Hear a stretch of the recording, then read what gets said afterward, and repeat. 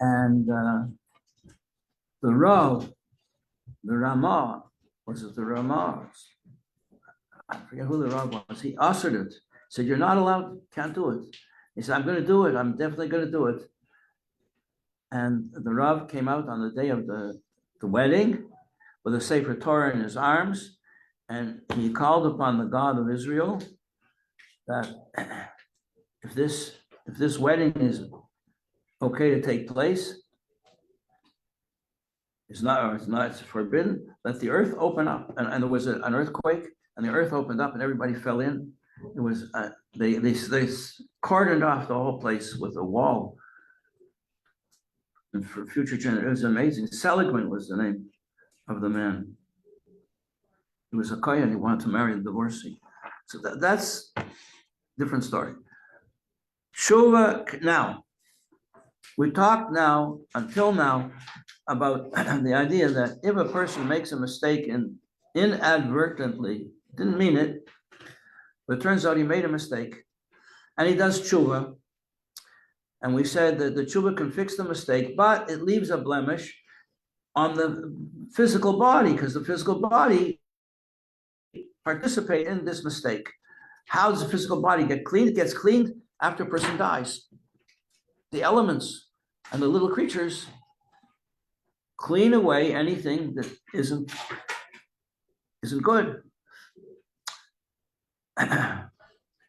That is left from what he says here on page 130, the klippa, the impurity. The word klippa stands for impurity. Klippa means a shell, a pill, which comes from klippas noga, the klippa that can be redeemed. Klippas noga, the klippas are sources of impurity that hide godliness. The top level klippa, there's 4 levels, just like there are 4 letters in the name of God. And just like there are also 4 worlds, the highest world is one with God. That's the world of Atzilus, the world that's unified with God. It's not a world of creation. The world of creation begins next level down. And the difference between one level and the next level is a quantum leap. It's not something you gradually move over. There's nothing gradual here. It's an amazing,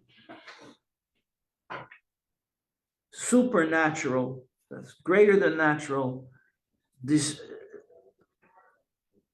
leap. Okay. So the highest of these 4 worlds is the world that's unified with God. Similarly, in klippas, there's 4 levels of impurity, but the highest level is called noga, which is a name for the greatest of all the planets, because it has the potential to be elevated into the world of holiness, into the lowest level of the world of holiness. So if a person makes a mistake and he does tshuva, there is still a blemish, a stain left on the body from what he says here, Jewish demons. That is the klippa, from klippas noiga, which is the source of sheidim, the Yetzer Hara. It's a Jewish Yetzer Hara. And we learned that there's a distinction between a Jewish Yetzer Hara and a non-Jewish Yetzer Hara. What's the difference? The Jewish Yetzer Hara is a desire to do something permissible in a not permissible way. Like overeating. Or you don't say Lashon Hara, but you happen to mention the name of somebody to another person who doesn't like him. And they will think Lashon Hara or say Lashon Hara. So you didn't say anything. You just happened to mention a name. Did you see the new play, or did you see the new house, or did you see the new car, so-and-so? That ganav. That ganav. That thief. So you didn't say he was a thief. You just said he has a new car. That's called avak, the dust of Lashon Hara. Okay, that's a Jewish Yetzer Hara. Or to overindulge in something.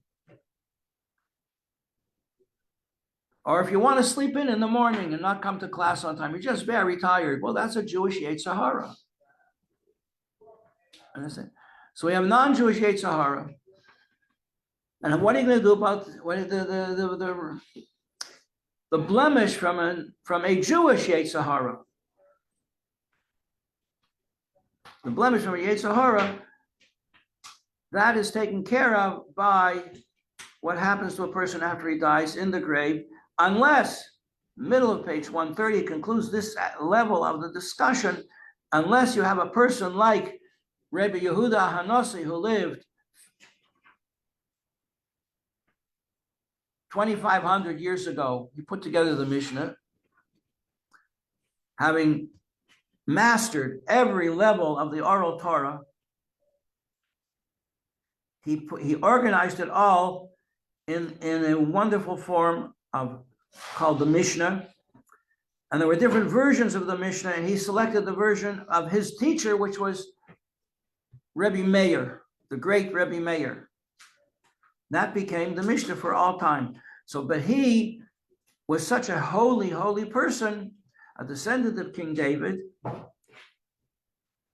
Isn't it interesting that our great king is also our spiritual leader? And he wrote down the Mishnah for all of us until now. And then the versions of the Mishnah that he did not include, and they became the Brises. This is all review. We learned this at the beginning of this year, at the beginning of our classes, but you have to review it from time to time to keep it fresh in your mind. And it says about Rabbi Yehuda Hanasi, even though he was fabulously rich, he never used any of his money for personal pleasure. Just used it for community.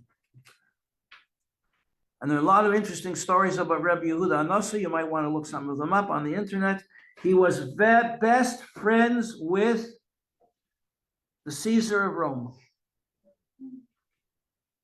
Yeah, who had a secret passageway built from his palace to Rabbi Yehuda so he could come, an underground tunnel. Tunnels go back a long way. An underground tunnel so that he could come and visit and speak and learn with Rabbi Yehuda, and nobody would know. But he was a Roman, the descendant of Esau, and he didn't want anybody to know that he was consorting with Rabbi Yehuda Hanasi. So any soldier who took him never came back. Thank you. Thank you. Wow. Never came back. And one time, Rabbi Chia, I'll have to tell you another time, tell you the story of Rabbi Chia, write it down and remind me. We'll do it another time, another class. But Rabbi Chia was there visiting with Rabbi, he was at the same time as Rabbi Yehuda, he was with Rabbi Yehuda. And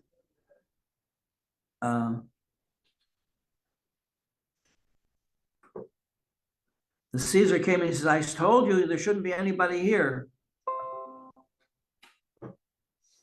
So he had killed, go out and tell the guard outside that I want to see him. Well, Rabbi Chia went out and he saw that the guard had been executed. He was dead. Now, if he disobeyed the order of the Caesar, he would also be dead. So he did whatever he did, and the guard got up and walked back in. He said the Caesar wants to see you. The master of the king wants to see you.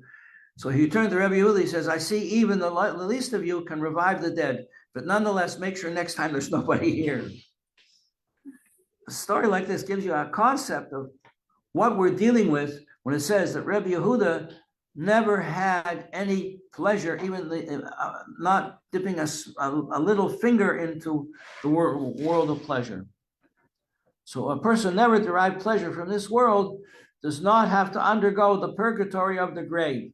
However, anyone who has not yet attained this level must undergo this punishment to purify his body of the uncleanness, impurity that it received from participating in an activity that involved enjoying worldly pleasures. If you can deal with that, then you're okay. At the bottom of page 130, it says the 8th day of Tavis. We're going to keep on learning from there. What about a transgression that's not really a transgression, but it's just it's just a waste of time? This is the next subject. Okay. Idle chatter. We learned in chapter 1 that there are 4 elements, right? Everything is made up of 4 elements. What are the 4 basic elements in creation? Fire, warmth, right? Human body is warm. You know that you're almost 100 degrees. When you feel normal, you're 100 degrees hot. That's why a lot of people fill a room. The room gets very warm because you got all these heaters, 100 degrees, 98.6. And if it goes up to 99.6, you have a fever. So fire is the first of the elements in everything, in physical terms, in physical objects, in trees and growing things, but spiritually also in your soul. There's fire in your soul. He has a fiery soul, a fiery temper working out its way. Water. We learned that water is one of the basic elements. You can't live without water, right? Everything has water in it. And the water is a source. If something is dried out, nobody wants it. You have to have water. Water is a source of the pleasure that you derive from anything, you know. The children stays on the fire too long, it gets dried out, nobody wants to eat it. Boil away all the water. Fire and water. Air. We learned air. Air is the element behind speech. No air, no speech. So what kind of transgressions can come from the element of air in the animal soul? So Lashon Hara, that's obvious. That's an out and out transgression. What about the next thing he says here on page 230, 130 is idle chatter. Innocent idle chatter, talking about your baseball hero or something from the Olympics, the athletic competitions, or politics, or business. Idle chatter, not even doing business, just talking about the stock market, yeah. Who would be doing this? A person who can't learn. If a person has some spare time, they should be learning Torah. When are you supposed to learn Torah? All the time, day and night, but I have to earn a living. Okay, so if you're earning a living, or you're a doctor, you're doing a job, you're treating your patients, so you're not transgressing the mitzvah of not learning Torah when you could. But if you could, and instead you just wanted to talk about baseball scores or the stock market, that's called idle chatter. And why are you doing it? Because the person never went to yeshiva, doesn't know how to learn, doesn't even know what there is to learn. Well, that's a problem. He cannot study. And it says, page 131, a person is constantly obligated to fulfill the commandment of studying Torah. It says, when am I supposed to learn Torah?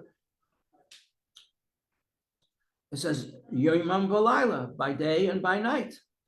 But when am I supposed to learn other things? Well, if you find any time, it's a catch-22. If you find any time that is neither Torah, neither day nor night, that's when you could do the other things. So that's never. So idle chatter, to fill that time with idle chatter, is a prohibition.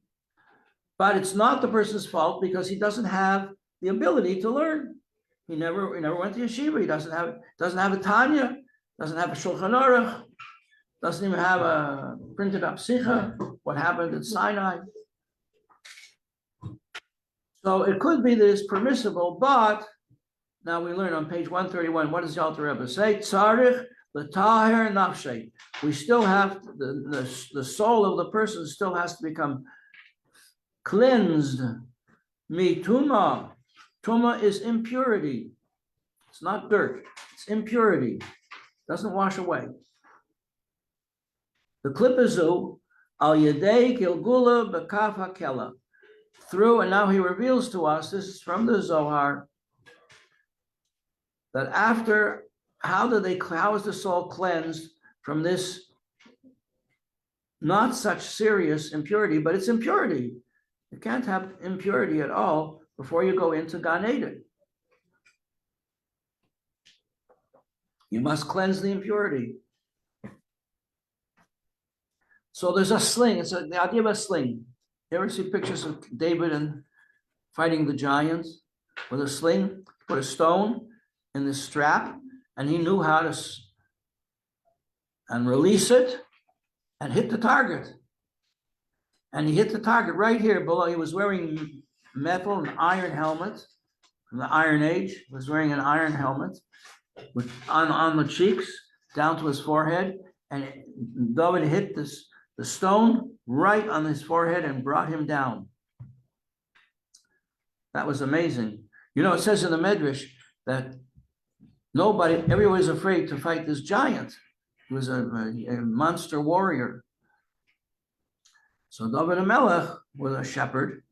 He had come up to see his brothers who were all in the army of Shaul HaMelech. His brothers were strong, handsome, powerful people, but nobody could go to fight, knew how to fight this giant. So David HaMelech said, I'll do it. So King Shaul gave him his personal armor. He said, wear this if you're going to fight. And when he put the armor on, Shaul was a very tall person. David was not a tall person. The armor, it says in the Medrash, the armor shrunk to fit him perfectly. That's amazing. But he refused to wear it. When he saw that, he refused to wear it because he was afraid that Shaul, being a king, would be jealous of him. So he said, I'll go, I don't need any armor. So he went and he got stones. He went and handpicked these stones from the river bank, from the river.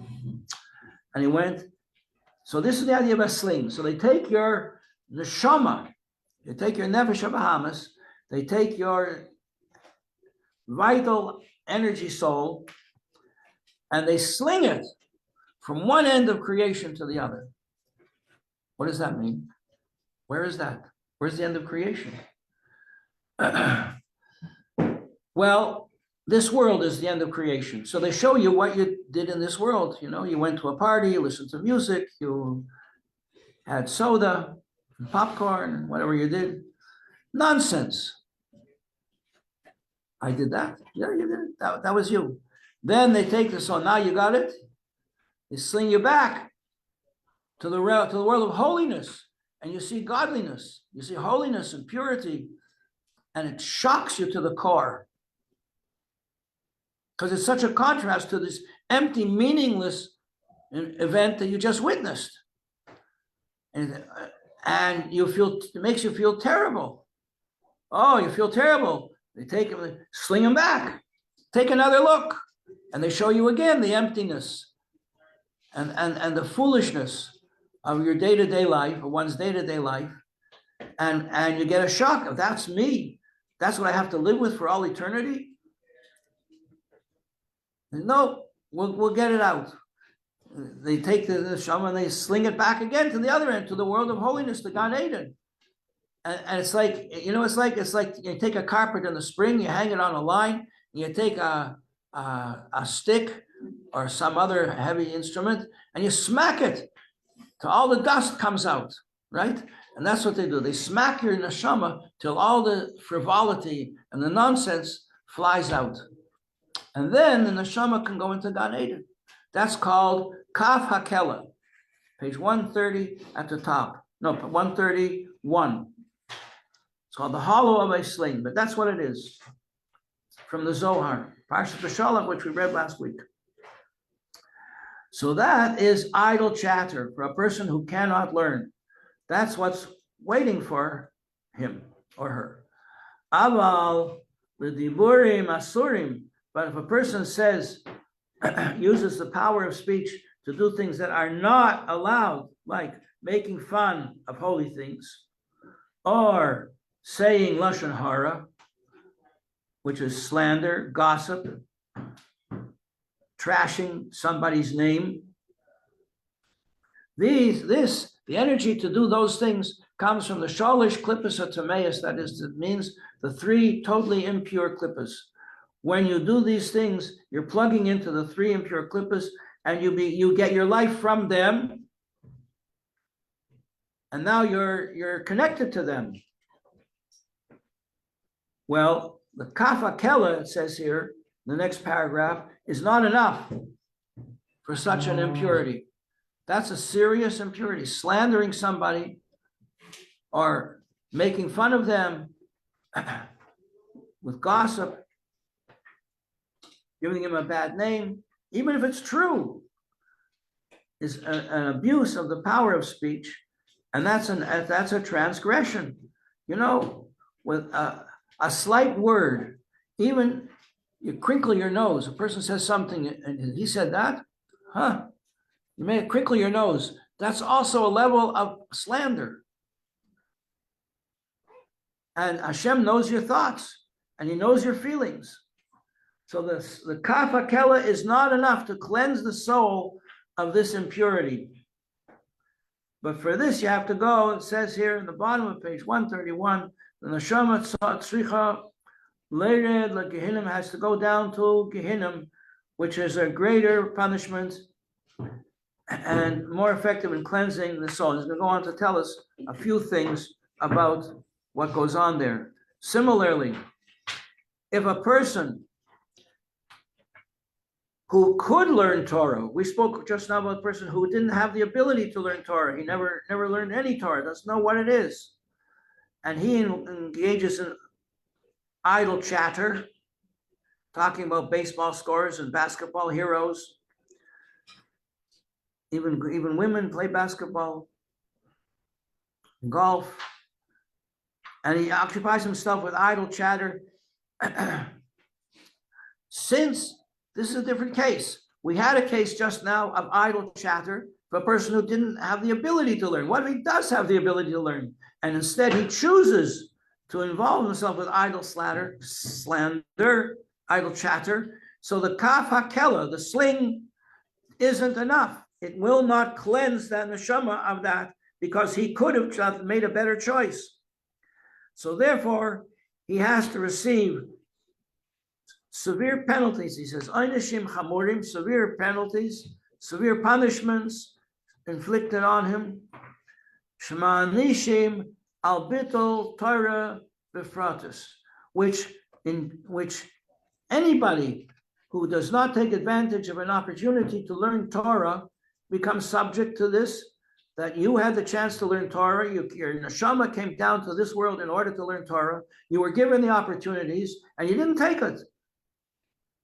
So now, that was a wrong decision, and you became connected with that wrong decision. How are we going to, but I want to go into Gan Eden, I want to be connected with Hashem. Okay, well, we're going to have to clean out that wrong, get rid of whatever's left over, whatever stain was left by this wrong decision that the waitress spilled on your white chiffon blouse. You with me? Do you have a white chiffon blouse? No. I also don't. So first of all, we have to get rid of the stain that's on the blouse, the remnants of the stain. But there are also general punishments inflicted on the soul in the world to come for being mevatel ha-mitzvah,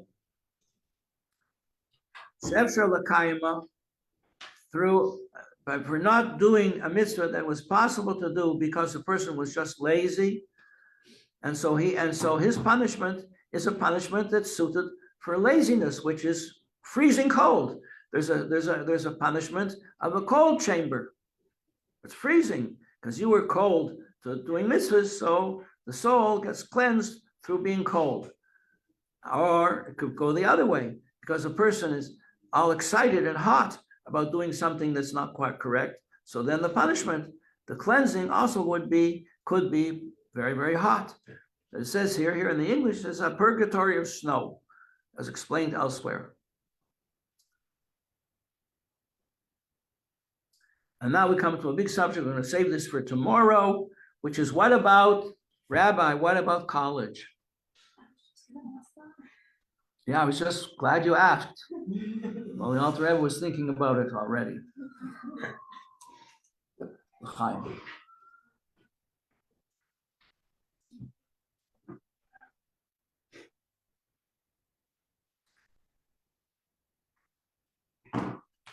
There was a girl in this class, a very good girl. She wanted to become an architect, and she wanted to know if she's allowed to study architecture in college. It was her burning desire.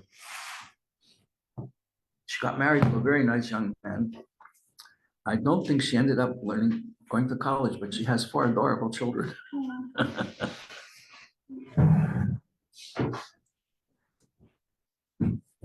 And her husband teaches the boys in our community learning documentary. Thank you very much, everybody.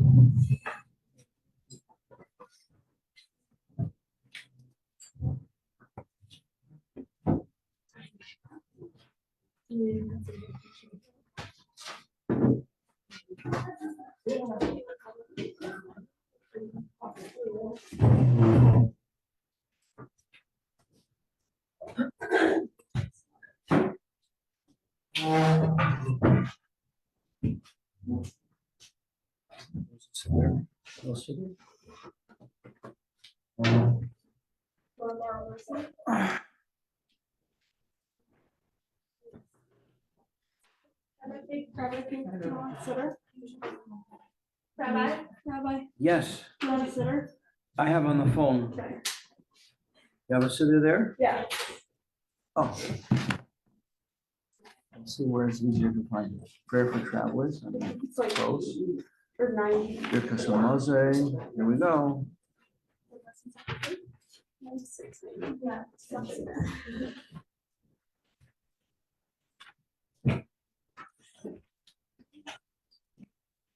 Closing in on it. Baruch atah Adonai. Eloheinu melech haolam boi nefashos rabas v'chesro inon al kel mashav v'ras v'chayis b'ayim nefesh kol chaim v'chei haolamim. The Rebbe always carried a siddur with him, you know. The siddur was given to him by his father-in-law. He always carried it with him. At the end of the bringing, he would go take the siddur, open it up, and say a bracha prayer. That's something we could do.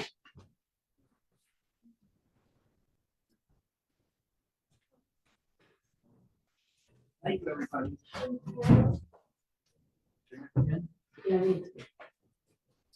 Ilanit. Oh, Ilanit, my little tree. Yes. Yes. Okay, good luck with your class. What time is your class? 7 o'clock. Oh, it's a conflict. Have a wonderful day. Look how beautiful it is today. Did you see yesterday morning? Yesterday morning, very early in the morning, very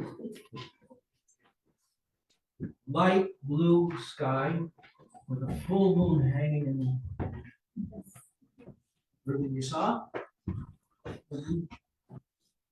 It says in the Tanya over and over again, in order to awaken love of God, fear of God, you have to meditate on the greatness of the creation.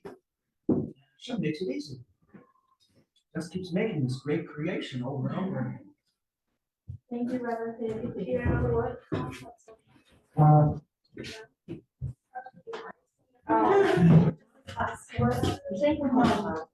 I thought it was, so I thought I was missing something, I'm like, oh no. I stayed off last night. I didn't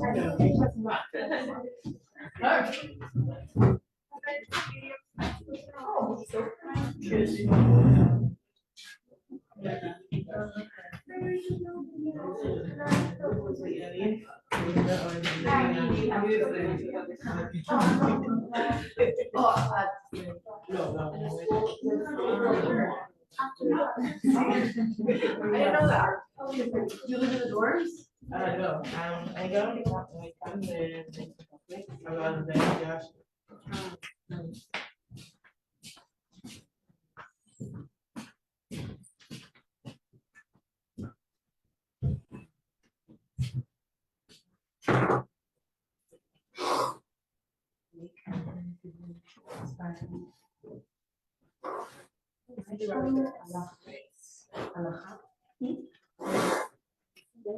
Yeah. Yeah, on Wednesdays always, like shots. זאת אומרת את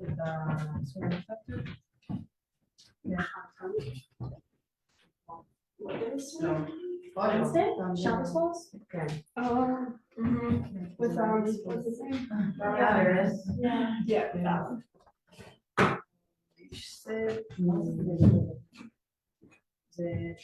Is anyone studying Rambam?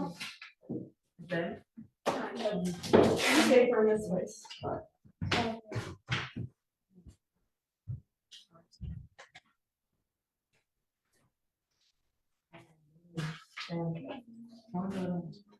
לא יודעת, זה נהיה משהו. אולי כמו $20?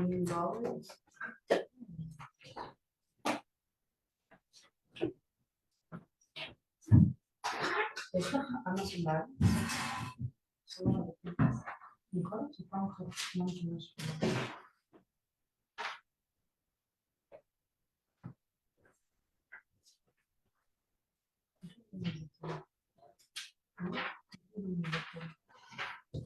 זה לא מכיר.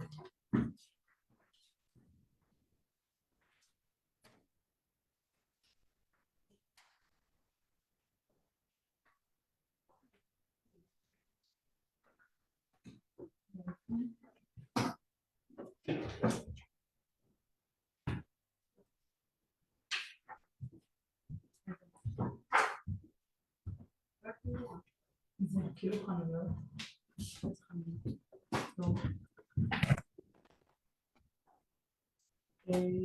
לא, יש חנויות.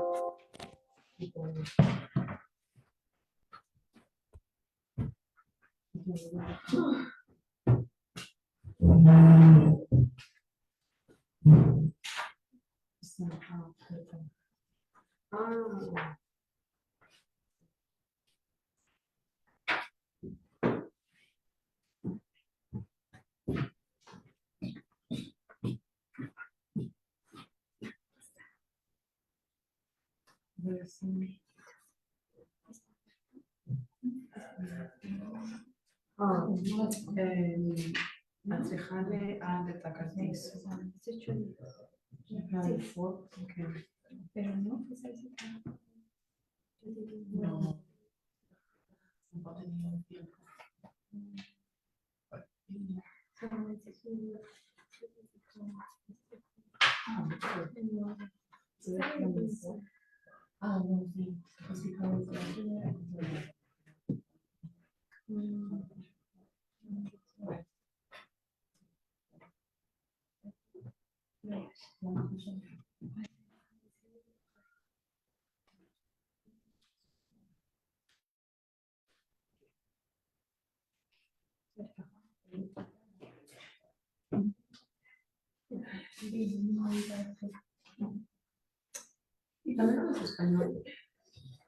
Yes.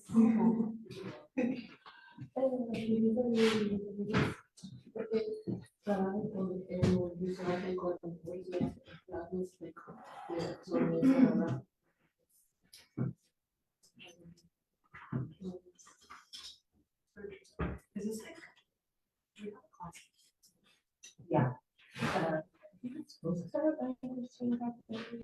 9:15, Rabbi Pape just offered me a little early. Okay. No, I just saw people like reading, I was like, is this like all stuff?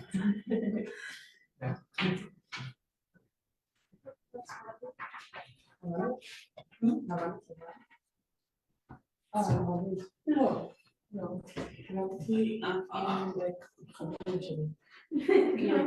כי הגעתי לדעתו.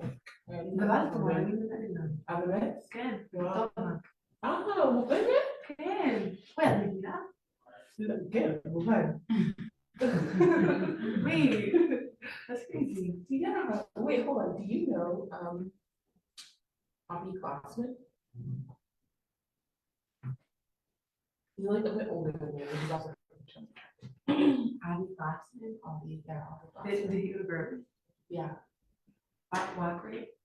Oh, he's like, how old? Maybe. I graduated last year, so like, Oh, okay. but like, you know where he goes for school, so what are you gonna do? No, he went to UBC. Oh, fine, then no, I don't think it's the one I'm thinking about. Gotcha. His brother went to UBC. Yeah, Glasgow, it sounds familiar. Yeah, Potomac. Like Jewish community, Yeah, you've been to Potomac, or Yeah. Shabbos, yeah. definitely. It's the next place. It is, yeah, it's nice. I like it. Oh. Shabbat. Shabbat. הדרסה לאלוהים לבית שלי, בשבת. לא, כן, אחרי כן, כן, לשבוע הזה? כן. כן. את עשית? אני לא בגרופ שאט. Everyone's so nice and silent. Yeah, I love this. Thank you. I felt like maybe You got what? maybe widely familiar. It's like a gothic character who's like nonchalant, doesn't care about anybody, but is actually taking the whole time.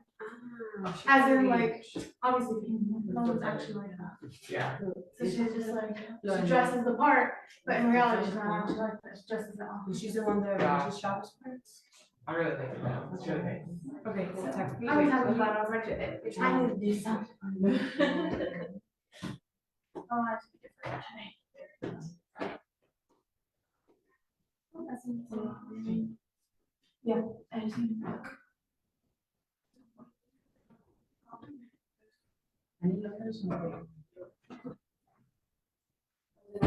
Forgot what I was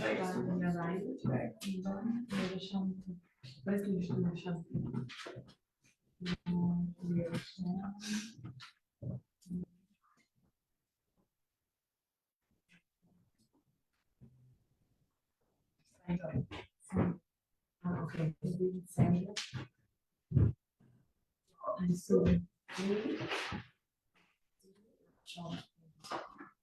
I see. This is my pen.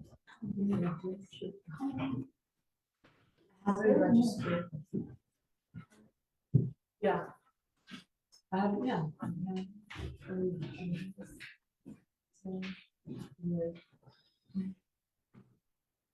Register. That's a good word. Which one?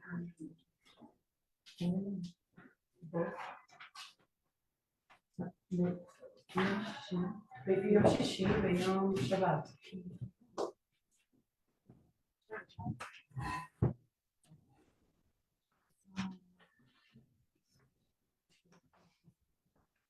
אני לא מכירה, אני לא מכירה.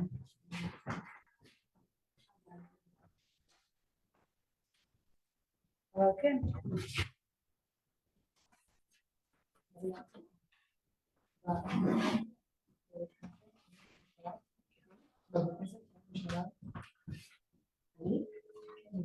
Okay, okay, okay, eyes. או like משם? יש שבת גם. אוקיי, אני חושבת שכן. אני לא בטוחה אם יש קידוש השבוע הזה. כאילו קידוש, לא תפילה נראה. לא, תפילה, כן. אני חושבת שלא. אני יודעת שהם עושים את זה לפעמים. כן, לפעמים. אז, אבל אני לא יודעת איך הוא בדיוק, או מתי, אז, כן. אני לא יודעת אם להירשם, שבת בערב. שיש קידוש, יהיה קידוש זה לא בסמל צלנטי? יש עוד בכנסת? לא. לא עושה בצלנטי? למה לא עושה בצלנטי? יש שם גם, כן. כל שבת? כן, אני חושבת שכן. כל שבת שאני מתפללת שם, יש קידוש. אז לא הולכת לעשות בצלנטי בשבת?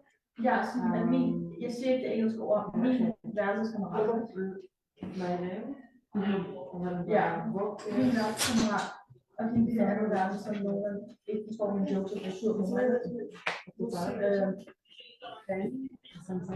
Nej, det er ikke. No, I know that.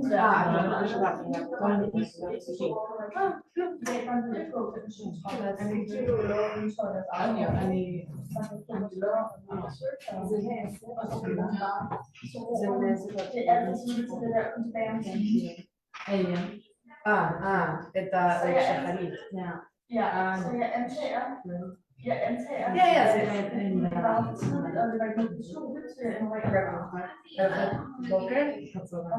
Lunch. Selv mig. Lekker Shahrat. Stein, you choose the king by doing what the king wants to do. So that's what it's not what it is. Are you feeling any drama bears? What? Are you feeling any drama bears? Where Varys is supposed to be? I thought this is where Jessica's class. Go with the show. That's No, Tuesday, Friday. We have it. That was your. Oh, so I made a mistake. So I'm not teaching your class now? I mean, Today's Wednesday. unless he doesn't come. Wow, did I put in my calendar wrong?